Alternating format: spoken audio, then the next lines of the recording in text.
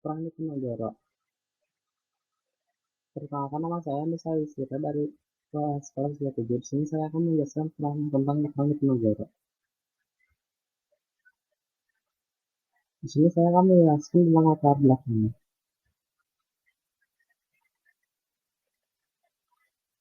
Perang Diponegoro.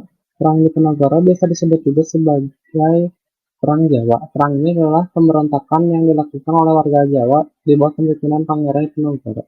Kejadian ini merupakan kekacauan terbesar yang pernah terjadi pada masa kekuasaan Hindia Belanda sejak terjadinya perang ini di tahun 1825. Banyak uang dan tentara yang harus dikorbankan oleh Hindia Belanda. Ada sekitar 200.000 orang korban yang datang bukan hanya dari warga militer, tapi juga dari warga sipil.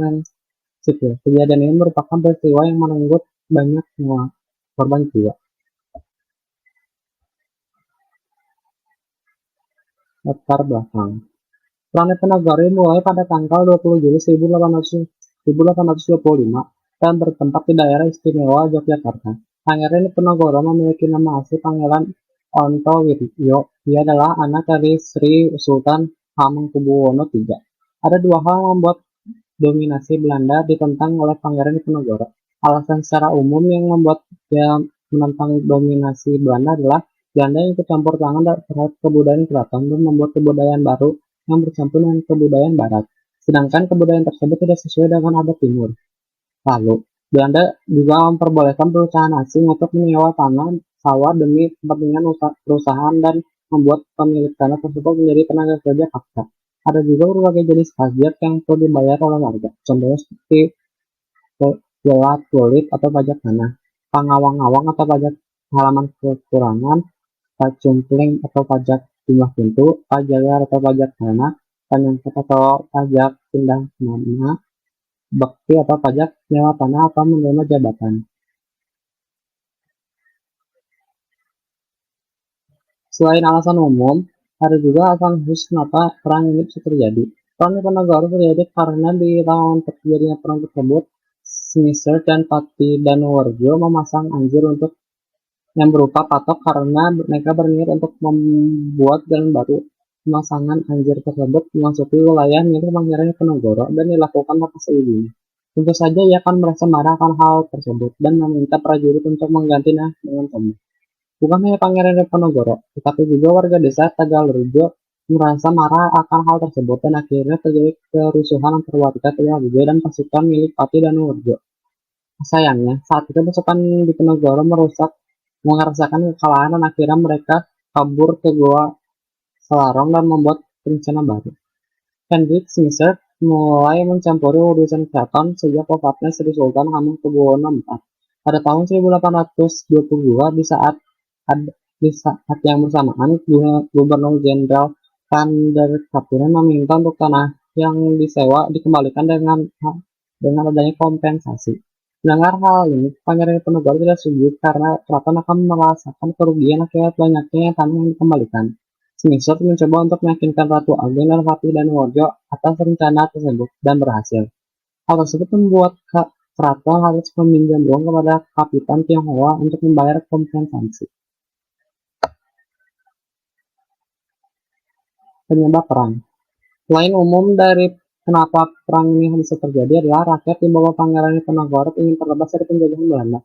Lalu sebab khusus dari perang ini adalah rasa amarah Pangeran Diponegoro yang kata Pulau dipindahkan oleh Belanda tanpa pengetahuan. Pangeran Diponegoro ini sebenarnya bisa dibilang terjadi karena pengaruh Belanda yang terlalu besar di keraton. Bahkan banyak penggua yang berpihak kepada Belanda karena mereka mendapatkan keuntungan untuk diri mereka sendiri. Pada Oktober 1824, Pangeran Diponegoro akhirnya memutuskan hubungan dengan keraton dan kembali ke Tegalrejo.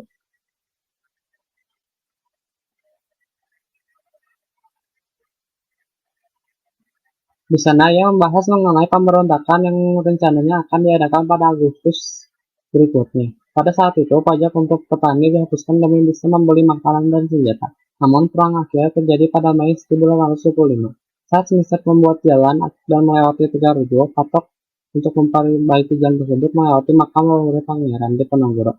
Dan itu membuatnya sangat marah. Dia mengarahkan kepada pasukannya untuk mengganti patok dengan tombak sebagai deklarasi untuk perang perang untuk pihak Belanda.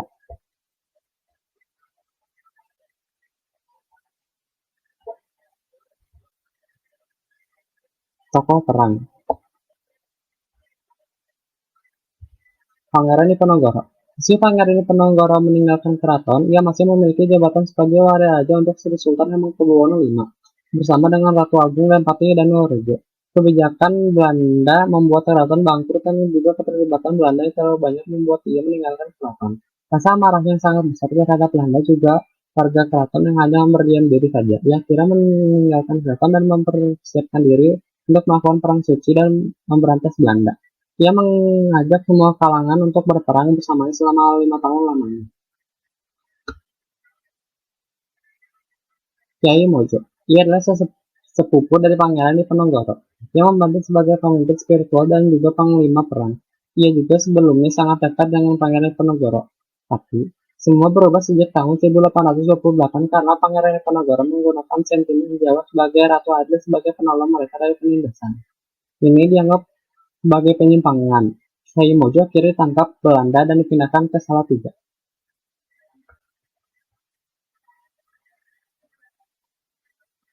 Sentot Alibasa. Sentot merupakan keponakan dari Hamengkubuwono IV. Ia memiliki dendam kepada Belanda karena ayahnya dibunuh pada masa pemerintahan Dendles. Ia langsung setuju untuk bergabung saat mendengar Pangeran Diponegoro akan melakukan pemberontakan. Ia akhirnya menyerahkan diri di tahun 1829 dan dikirim untuk mengalahkan Tuanku Imam Bonjol pada Perang Kanti. Namun ia berkhianat dan diasingkan ke Bengkulu.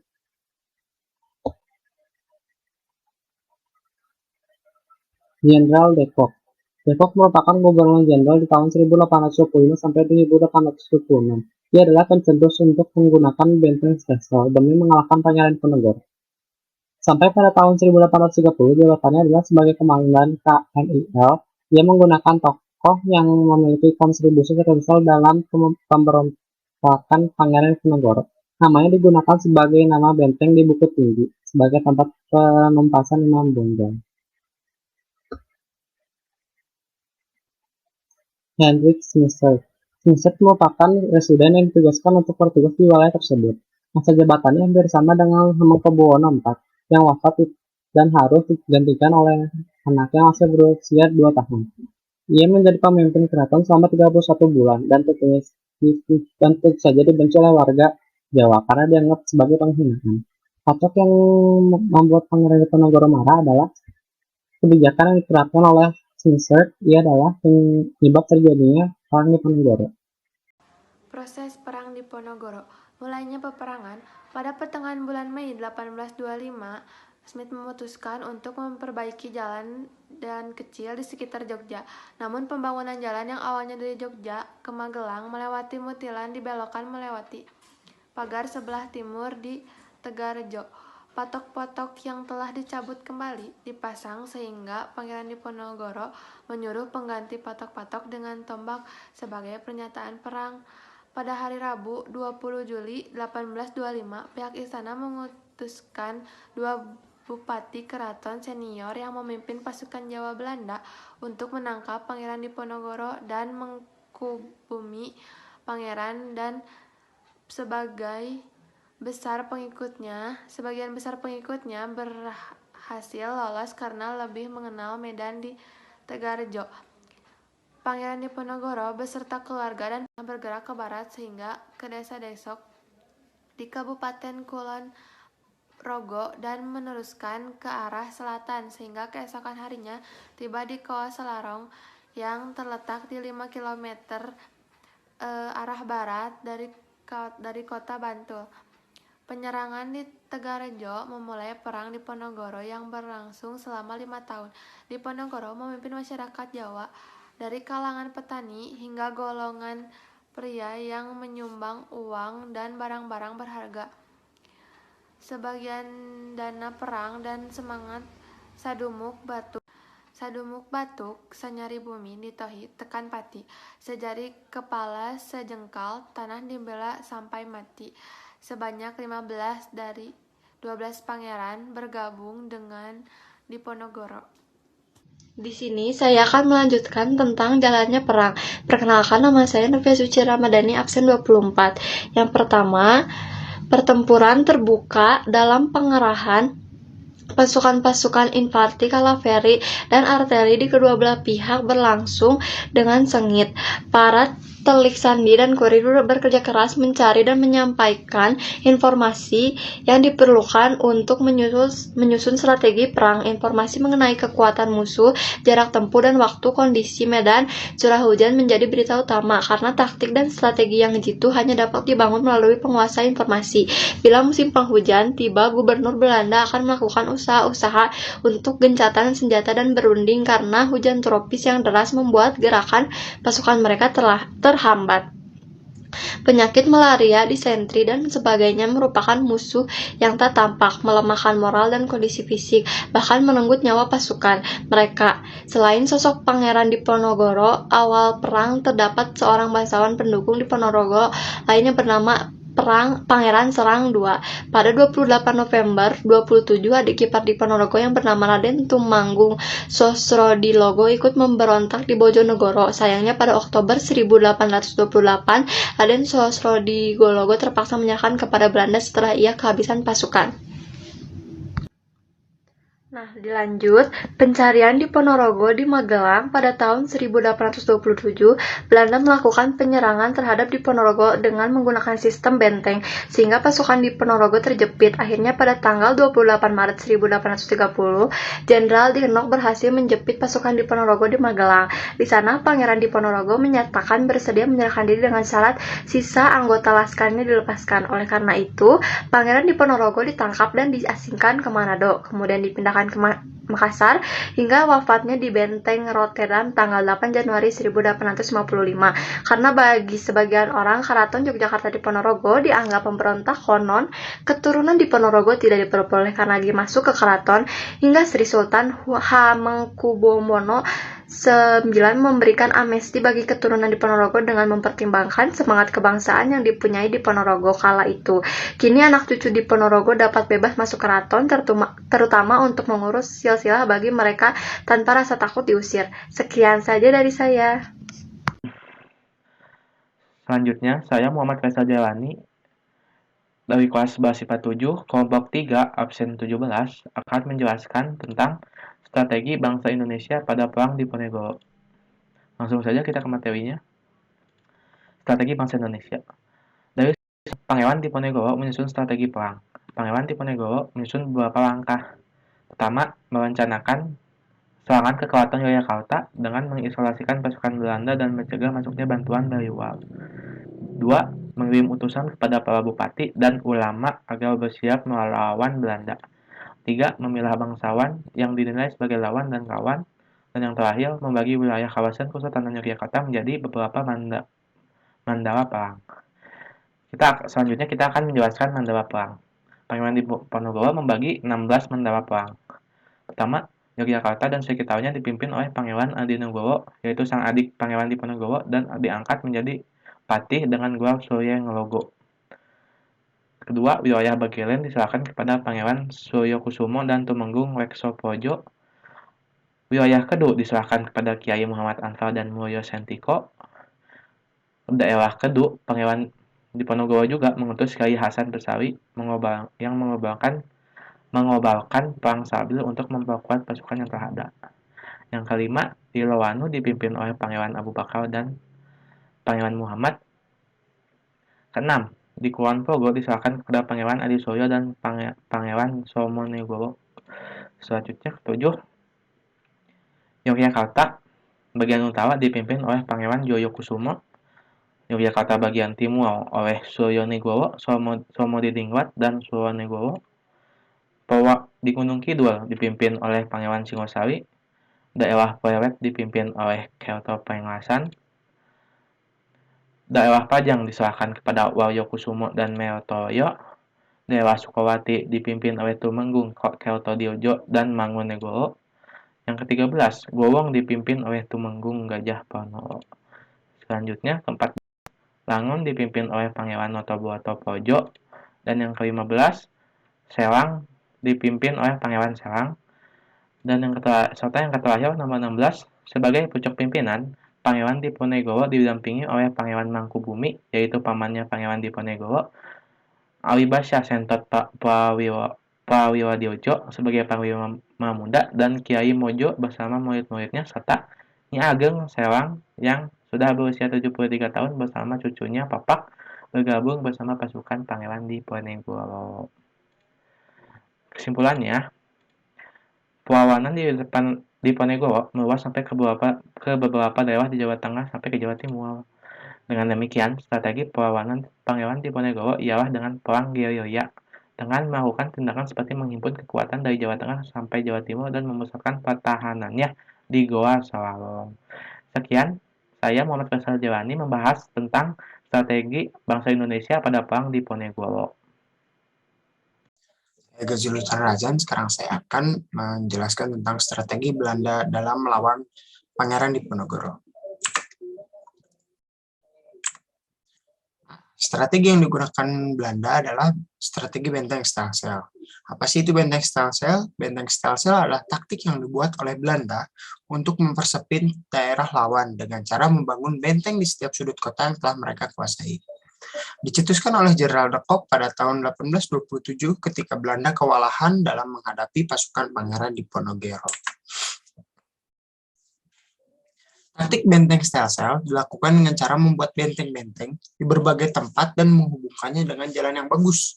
Tujuannya apa sih? Tujuannya adalah saat sebuah benteng diserang, maka pasukan dan peralatan perang dari benteng lain yang berada di dekatnya akan dapat segera membantu. Taktik ini akan mempersempit ruang gerak musuh agar kesulitan untuk melarikan diri. Jadi si Belanda akan membangun benteng-benteng di seluruh penjuru kota yang telah mereka kuasai dan dilengkapi dengan infrastruktur yaitu jalan yang bagus untuk transportasi pasukan dan peralatan perang. Nah, ketika suatu benteng diserang, misalkan benteng A dan benteng B, ketika benteng A diserang, maka pasukan dan alat-alat perang seperti senjata dari benteng B dapat membantu di benteng A. Nah, tujuannya adalah mempersempit ruang gerak musuh agar musuh atau Pangeran Diponegoro kesulitan untuk melarikan diri. Strategi ini terbukti cukup efektif dan perlawanan pasukan Diponegoro mulai dapat dikendalikan. Bahkan kedudukan Pangeran Diponegoro mulai terdesak dan melemah. Nah, Belanda ini membangun benteng-benteng ini di Semarang, kemudian Ambarawa, Muntilan, Kulon Progo, dan Magelang. Penerapan dari taktik ini kemudian menghasilkan sekitar 165 benteng baru yang tersebar di Jawa Tengah, Yogyakarta, dan Jawa Timur. Selanjutnya saya Gisya Melika Aisyah, nomor absen 11. Saya akan menjelaskan tentang akhir dan hasil perang Diponegoro. Pertempuran sengit antara Belanda dan Pangeran Diponegoro baru berakhir pada tanggal 28 Maret 1830. Lebaran yang berbalut sukacita tiba-tiba berubah menjadi duka cita di hari kedua. Itulah yang dialami oleh Pangeran Diponegoro dan para pengikutnya. Pada hari kedua Lebaran, tanggal 2 Syawal 1245 Hijriah atau 28 Maret 1830 Masehi, Belanda menangkap sang pangeran dan memisahkannya dari pengikutnya.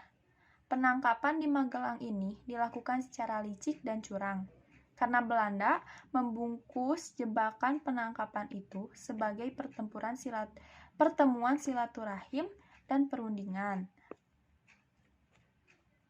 Sehingga Diponegoro tidak siap. Sang pangeran tidak menduga Belanda akan menangkapnya di saat Lebaran. Apalagi dikala bulan puasa, terjadi gencatan senjata dan Belanda tidak mengganggu Diponegoro dan pasukannya yang menjalani ibadah Ramadan di kawasan Bukit Menoreh. Padahal, Letnan Jenderal Hendrik Marcus de Kock telah mengatur jebakan dan strategi penangkapan detail dengan pasukan yang lengkap, termasuk kereta dan perlengkapan lainnya yang akan membawa Diponegoro ke Batavia dan pengasingannya di Sulawesi. Sementara sang pangeran hanya membawa orang kepercayaan dan pengikut ala kadarnya saat itu. Padahal, jika tahu akan dijebak, tidak akan semudah itu Belanda menangkapnya, karena pengikutnya selalu bertambah setiap dia melewati daerah yang jadi rute gerilyanya.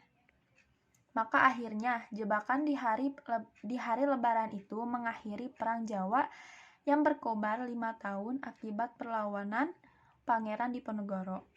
Perang yang menyatukan Ningrat dan Jelata, Gali, dan Santri dalam satu barisan. Perang yang membuat banyak serdadu Belanda tewas dan membuat keuangan kolonialis itu tiris dan nyaris bangkrut. Inilah beberapa dampak Perang Diponegoro bagi Indonesia. Menelan korban tewas sebanyak 200 jiwa penduduk Jawa. Kekalahan Pangeran Diponegoro menegaskan penguasaan Belanda atas Pulau Jawa.